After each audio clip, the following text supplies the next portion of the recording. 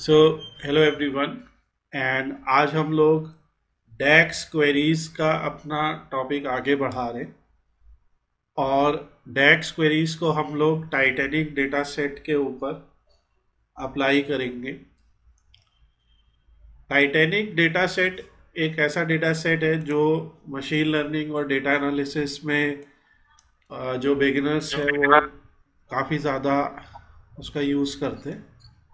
और इस data set में आपके पास देख सकते हैं कि ये जो टाइटैनिक शिप जो है, जब वो चला अपने स्टार्टिंग पॉइंट से और डेस्टिनेशन तक पहुंचने से पहले उसका एक्सीडेंट हो गया। और उस एक्सीडेंट में अनफॉर्चुनेटली कई लोग सरवाइव नहीं कर पाए।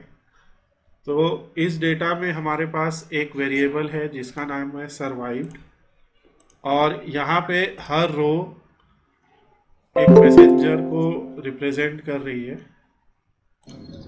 और आप देख सकते हैं कि हमारे पास जेंडर नाम का एक वेरिएबल है, गुड इवनिंग सर। एज नाम का एक वेरिएबल है, सिबलिंग स्पाउस यानी कि इस पैसेंजर के साथ कितने सिबलिंग या स्पाउस चल रहे थे, और पेरेंट चाइल्ड कितने चल रहे थे, इसने टोटल कितना फेयर दिया। अगर इसे केबिन मिला था तो केबिन यहाँ पे लिखा होगा, अदरवाइज नल है वैल्यू। और एम्बार्क्ड का मतलब है कि वो कौन से स्टेशन से उन्होंने बोर्ड किया। राइट, अलग अलग ये स्टेशन के कोड हैं, साउथहैम्पटन, क्वींसटाउन, ऐसे कुछ नाम हैं इनके। तो ये वही है, SCQ, 3 स्टेशन कोड है। अब हमारे पास यहाँ पे जो कैटेगोरिकल डेटा है वो एक तो ये है जेंडर कि पैसेंजर मेल था या फीमेल। और दूसरा हमारे पास जो डेटा कैटेगोरिकल है वो पैसेंजर क्लास है। ऑल्दो यहाँ पे नंबर लिखा हुआ है 1 2 3, पर इसको हम आराम से पैसेंजर क्लास ABC या passenger class first class, second class, third class ऐसे भी बुला सकते हैं। राइट, तो ये जो डेटा है ये एक कैटेगोरिकल डेटा है, और उसी तरीके से सर्वाइव्ड भी एक कैटेगोरिकल डेटा है। तो इसमें जो एक्चुअली न्यूमेरिकल डेटा है वो 2 कॉलम्स हैं, वो एक एज है और एक आपका फेयर है। ठीक है, तो अब हम लोग टाइटैनिक को एक्सप्लोर करेंगे, और एक्सप्लोर करने के साथ में हम लोग आज जो हमारा पहला टॉपिक होगा वो होगा कि हम डैक्स क्वेरीज के थ्रू डेटा को फिल्टर कैसे कर सकते हैं। How can we filter data as per DAX queries. तो फिल्टर करने से पहले फर्स्ट ऑफ ऑल हम एक कंसेप्ट को समझते हैं।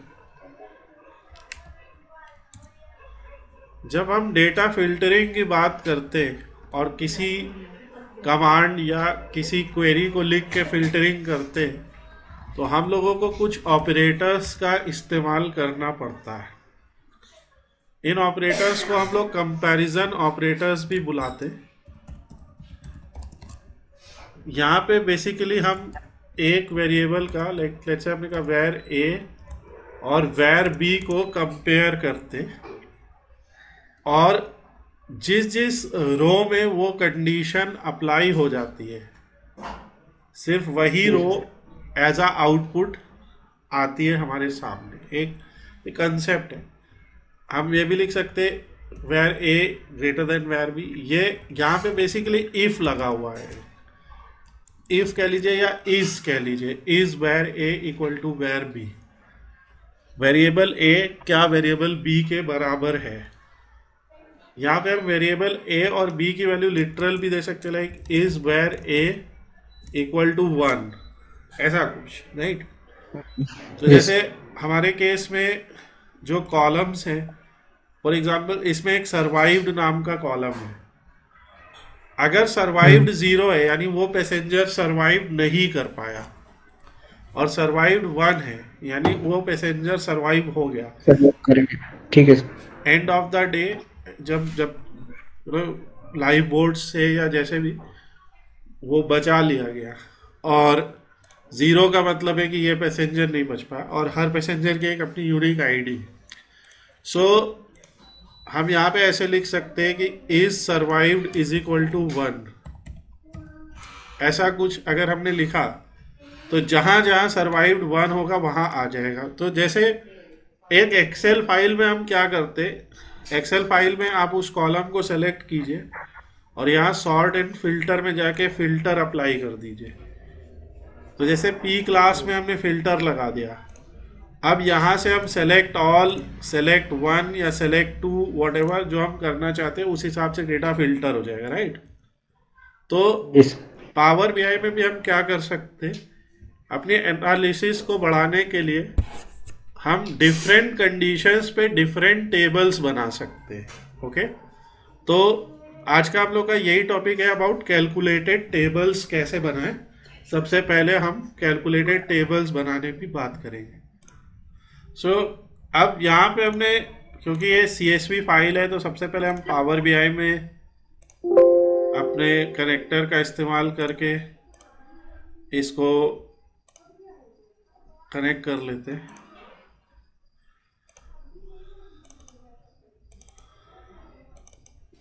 तो हमने यहाँ पे टाइटैनिक फाइल को कनेक्ट कर लिया और हमने देखा कि सभी कॉलम सही से आ रहे हैं यहाँ पे, और हम लोग जो है इसको लोड कर सकते हैं या ट्रांसफॉर्म कर सकते हैं। ये डिपेंड करता है कि हम क्या करना चाहते हैं। अगर सपोज कीजिए हम डेटा में कुछ और क्लीनिंग लगाना चाहते हैं या फिल्टर शुरुआत में ही लगाना चाहते हैं डेटा लोडिंग के टाइम पे ही, तो हम सीधे ट्रांसफॉर्म में जाके कुछ क्वेरीज लिख सकते हैं। अदरवाइज हम सीधे लोड कर लेते हैं अभी, क्योंकि आज का हमारा टॉपिक, आज का जो हमारा गोल है वो थोड़ा सा डिफरेंट है।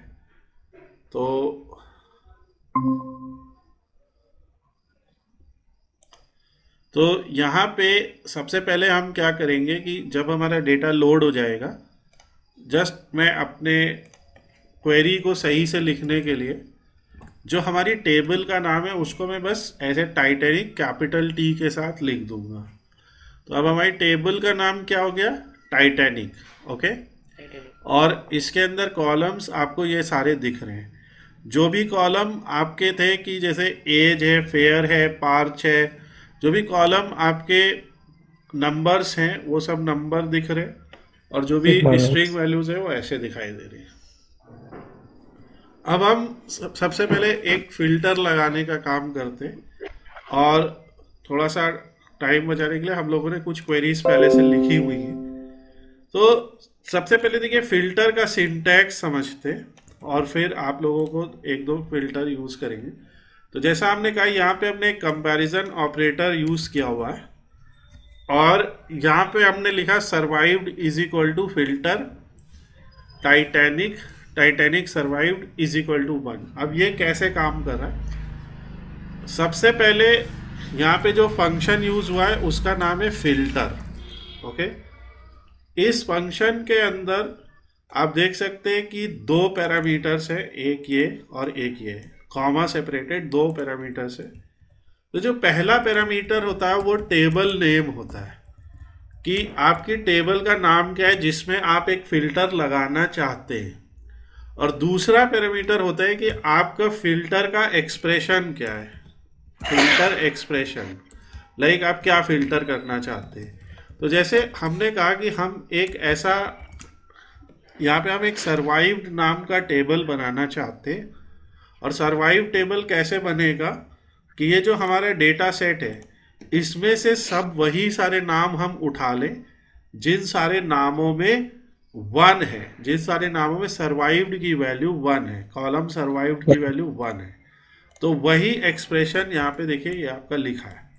तो ऐसे जब लिखा है टाइटैनिक सर्वाइव्ड, तो ये एक relational structure, like Titanic table के सर्वाइव्ड कॉलम की वैल्यू 1 है। ओके,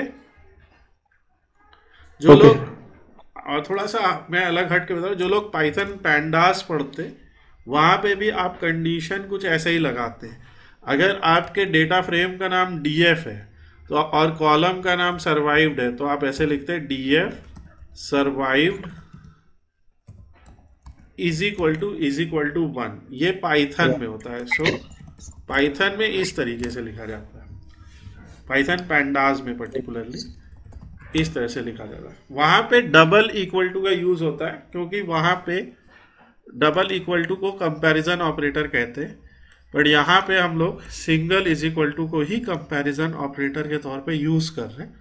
और Titanic survived is equal to 1। अभी हम इसको अप्लाई करते हैं और सर्वाइव्ड ऐसे लिख के हम अब क्या करेंगे, क्योंकि हमें यहाँ पे एक टेबल बनाना है। लाइक आप खुद बताइए, अगर मैंने यहाँ पे एक फिल्टर लगा दिया और उस फिल्टर में मैंने लिख दिया सर्वाइव्ड इज इक्वल टू 1, ठीक है, तो रिजल्ट क्या आएगा? एक सिंगल वैल्यू आई या एक कॉलम आया या पूरा टेबल आया? सर पूरा टेबल आया, पूरा सिंगल टेबल आया, राइट। तो इसीलिए जैसा मैंने पहले दिन भी बताया था, जब आप पावर बीआई में है और टेबल टूल्स में देखिए, ठीक है, तो यहाँ आप एक मेजर बना सकते हैं। मेजर मतलब एक सिंगल एग्रीगेटेड वैल्यू। एक कॉलम बना सकते हैं, यानी कि एक कैलकुलेटेड कॉलम, पूरा का पूरा नया कॉलम ही आ जाएगा, अभी वो भी पढ़ेंगे। और एक टेबल जहाँ पे write DAX expression to create a new table.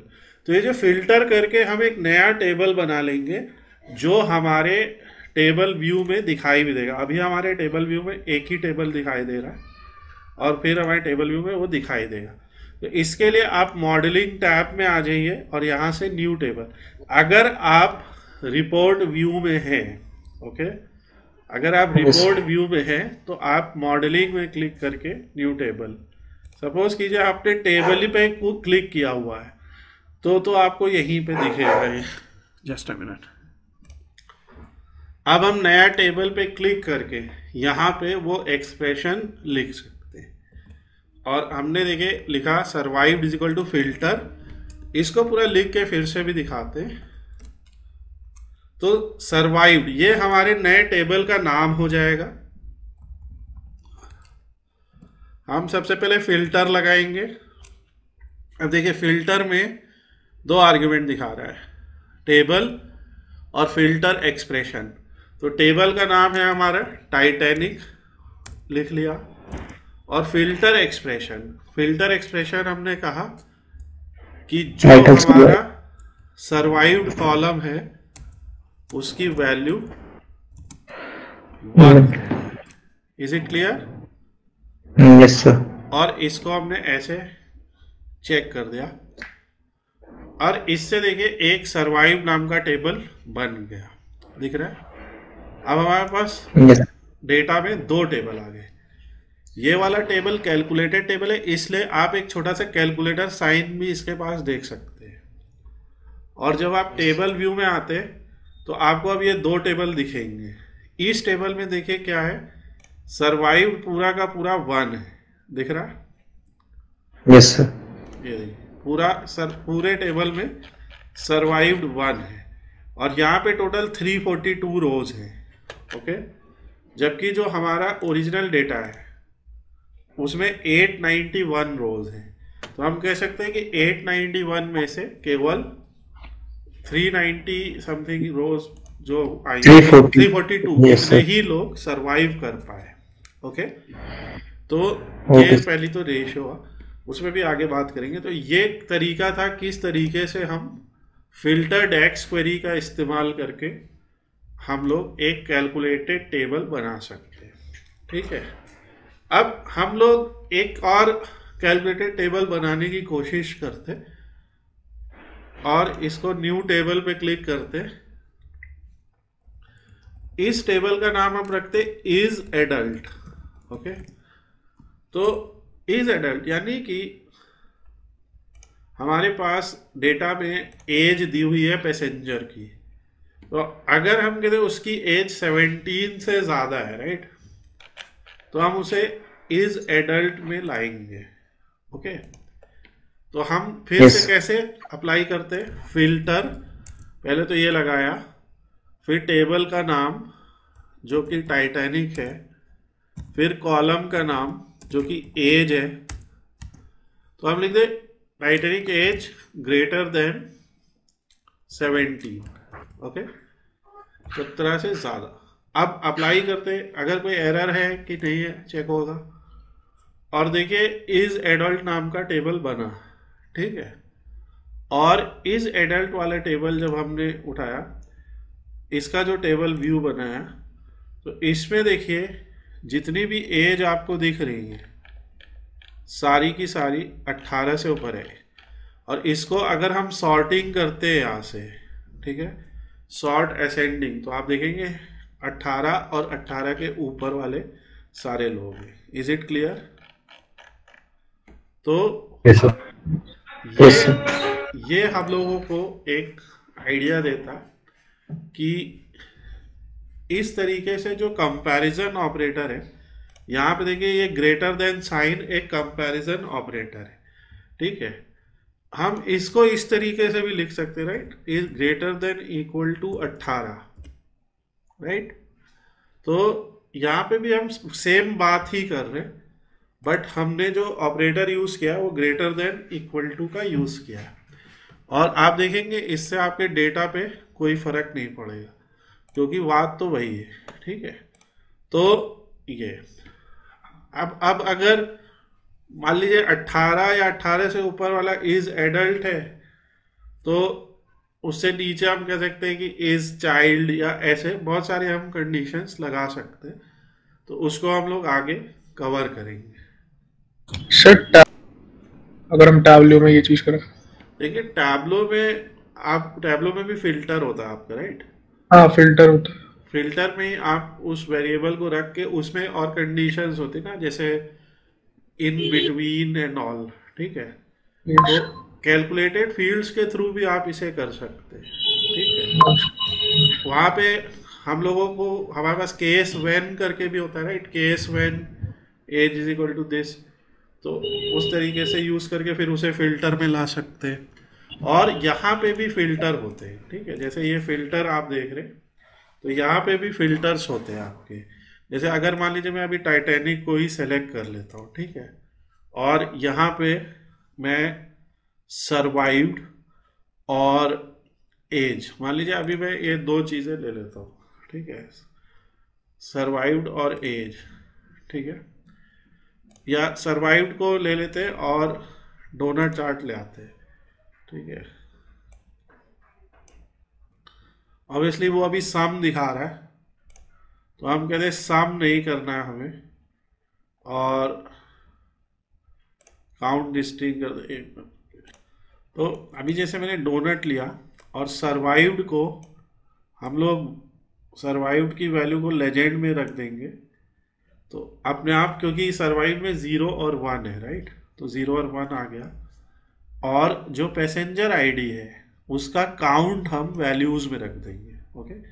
तो इससे देखिए आपको दिख रहा है कि मतलब लगभग 61.62% सर्वाइव नहीं हुए। ये होगी बात की किस तरीके से हम डोनट चार्ट बना सकते हैं। और ये चार्ट, सब तरह के चार्ट बनाने के लिए एक एक वीडियो हम लोगों ने पहले किया हुआ है, बट ये उसका तरीका है।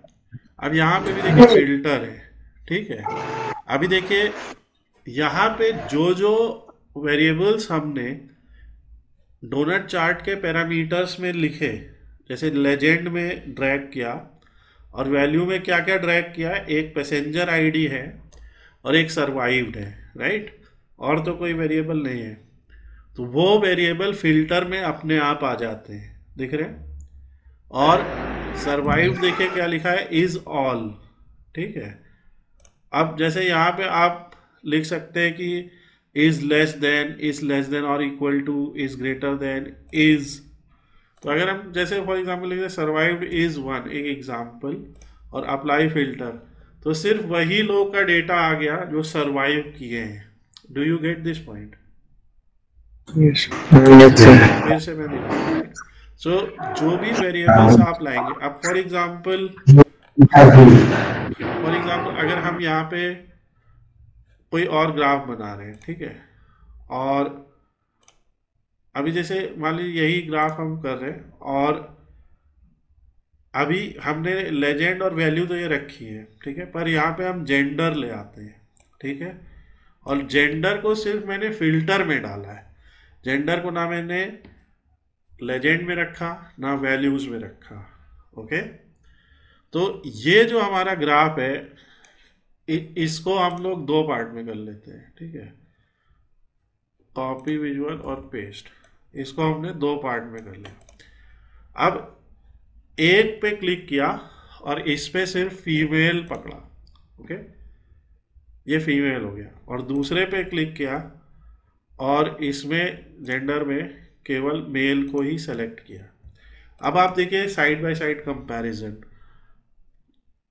फीमेल के केस में 74% जो है लोगों को बचा लिया गया, आप देख रहे हैं। और मेल के केस में 81% लोगों को नहीं बचाया जा पाया, केवल 18% लोग ही बचे। यानी कि ऐसा ध्यान ज़्यादा दिया गया कि जो फीमेल है उनको बचाने पे ज़्यादा ध्यान दिया गया, राइट। शुरुआत में ऐसा कहते हुए ना कि बच्चों को और औरतों को पहले बचाइए, राइट, ऐसा। तो वो यहाँ से नज़र आता है। तो ये फिल्टर्स यहाँ पे भी है ओवरऑल, आप चाहे तो यहाँ से भी ये फिल्टर्स का यूज़ कर सकते हैं, पर हम लोग क्योंकि डैक्स क्वेरी सीख रहे तो वो हम लोगों ने यहाँ पे लगाई है, राइट। तो डैक्स क्वेरी करके भी आपके पास वो टेबल आ जाता है। अब आपके पास जो सर्वाइव्ड का टेबल है आप उसमें ये पूरी एनालिसिस कर सकते हैं। तो ये हो गया पहला डैक्स क्वेरी जो हमने अभी सीखा, और इसको अपनी वर्कबुक को हम टाइटैनिक EDA नाम से सेव कर लेते हैं। टाइटैनिक एक बहुत इंटरेस्टिंग डेटा सेट है, इसमें सीखने के लिए बहुत सारा स्कोप है, इसलिए आप लोग इसको ज़रूर प्रैक्टिस कीजिए। और जहाँ पे भी आप अटक रहे वहाँ पे बताइए, हर तरह के डिफरेंट टाइप के ग्राफ्स वगैरह आप इस पर बना सकते हैं और विजुलाइज कर सकते हैं। यहाँ पे हमें ये जानना है कि सरवाइव होने के लिए कौन कौन से वेरिएबल की क्या क्या वैल्यू होना ज़रूरी है। जैसे हमने जाना कि अगर किसी का जेंडर फीमेल था तो उसके सरवाइव होने की प्रोबेबिलिटी ज़्यादा थी, राइट, ये चीज़ है। उसी तरीके से आप एज ग्रुप के हिसाब से भी कर सकते हैं, जो हम आगे समझेंगे। अब एक फिल्टर के बाद हम लोग दूसरा एक और फिल्टर यहाँ पे दूसरा एक कैलकुलेटेड फील्ड यहाँ पे बनाते हैं। तो हम लोगों ने अभी एक कैलकुलेटेड टेबल बनाया, राइट, ये कैलकुलेटेड टेबल बना। अब हम लोग एक कैलकुलेटेड कॉलम बनाते हैं, ठीक है। कैलकुलेटेड कॉलम बनाने के लिए हम क्या कैलकुलेट करना चाहते हैं कि जो पैसेंजर है उसने फेयर कितना दिया टोटल, ठीक है। तो एक छोटा सा कंडीशन देखिए, पहले तो हम फिल्टर हटा देते, फिर से क्लिक कर देते हैं तो हट भी जाएगा। तो अब जैसे यहाँ पे देखिए, ये इन्होंने मिस्टर ओवेन हैरिस जो भी लिखा, इन्होंने 7.25 यूरो या डॉलर जो भी इसका यूनिट मान लेते तो उतना दिया, ठीक है। और ये कितने लोग चल रहे थे यहाँ पे आप देख सकते हैं, ये एक और इनके साथ था, राइट। यहाँ आते तो इन्होंने $21 के हिसाब से दिया, और यहाँ पे 4 लोग थे, 3 एक और एक ये खुद 5, ठीक है। तो ऐसा है, तो इन्होंने अगर एक फेयर 21 है तो 5 लोग का कितना होगा। तो इसके लिए एक फॉर्मूला हम लोग बनाएंगे और बहुत इजी है। इसमें हम लोग एक अरिथमेटिक ऑपरेटर का यूज़ करेंगे जो सिंपल है। अरिथमेटिक ऑपरेटर 2 यूज़ करेंगे यहाँ पे, स्टार और प्लस। स्टार मतलब मल्टीप्लाई और प्लस तो आपको पता ही है। सो यहाँ पे हम फिर मॉडलिंग में आए, अब की बार हम न्यू कॉलम बना रहे हैं। आप देख रहे हैं पिछली बार हमने न्यू टेबल बनाया था, इस बार न्यू कॉलम बना रहे हैं। और न्यू कॉलम में आप देखेंगे हमने यहाँ पे कॉलम का नाम, तो जैसे हम लिख लेते हैं टोटल फेयर, ओके। कि टोटल कितना फेयर दिया। टोटल फेयर को हम क्या कहते हैं कि सबसे पहले तो बेस फेयर, यानी कि तो पहले तो हमें काम ये करना पड़ेगा कि जो पहले हमें, क्योंकि ये कॉलम हमें बनाना है जिस टेबल में, उस टेबल को सेलेक्ट करना पड़ेगा। तो सबसे पहले तो हम टाइटैनिक टेबल को सेलेक्ट कर लेते हैं और इसमें न्यू कॉलम बनाते हैं, अदरवाइज वो दूसरे टेबल में बनने वाला था। तो अब मैंने ये टेबल सेलेक्ट कर ली, अब इसमें मैं नया कॉलम बना रहा हूँ और इसका नाम मैं लिख ले रहा हूँ फेयर, टोटल फेयर, क्योंकि फेयर नाम का है कॉलम ऑलरेडी टोटल फेयर। और टोटल फेयर में हम लिखते क्या है, सबसे पहले तो जो बेस फेयर है, राइट, ये वाला कॉलम, तो फेयर, ठीक है।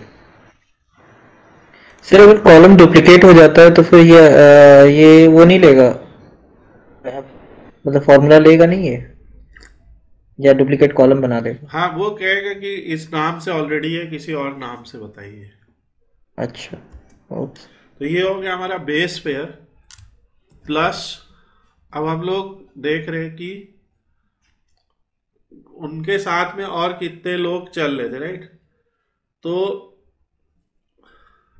टोटल फेयर मल्टीप्लाइड बाई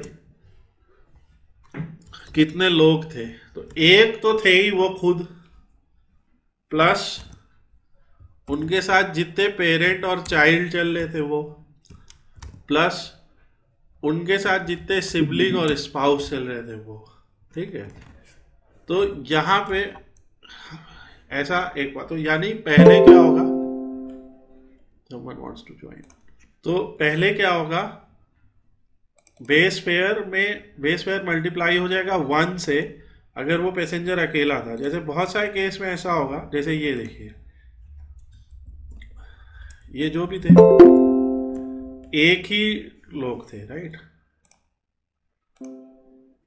तो ये जो भी थे एक ही लोग थे, क्योंकि इनके साथ ना कोई पेरेंट था, चाइल्ड था, ना सिबलिंग, ना कोई स्पाउस, तो इनका फेयर 8.4 ही आएगा, राइट। पर इनके केस में बदल जाएगा। तो यहाँ पे इस पूरी एक्सरसाइज का सिर्फ एक मतलब ये है कि आपको कैलकुलेटेड टेबल बना के दिखाई और हम एक कैलकुलेटेड कॉलम बना के दिखा रहे हैं, जो कि मैथमेटिकल ऑपरेटर या अरिथमेटिक ऑपरेटर के कॉम्बिनेशन से बन रहा है। तो ये पूरा अक्रॉस द, मतलब ये पूरा लूप चलेगा और हर एक रो के लिए ये कैलकुलेट होगा और उसके सामने टोटल फेयर नाम का एक कॉलम आ जाएगा। अब ये देखिए बन गया, यहाँ पे कॉलम दिखने लगा। और जब टेबल व्यू में जाएंगे तो टेबल व्यू में भी आप देखेंगे वही, तो जिनके सिबलिंग स्पाउस 0 थे उनका वही फेयर कॉपी हो गया, देखिए, राइट।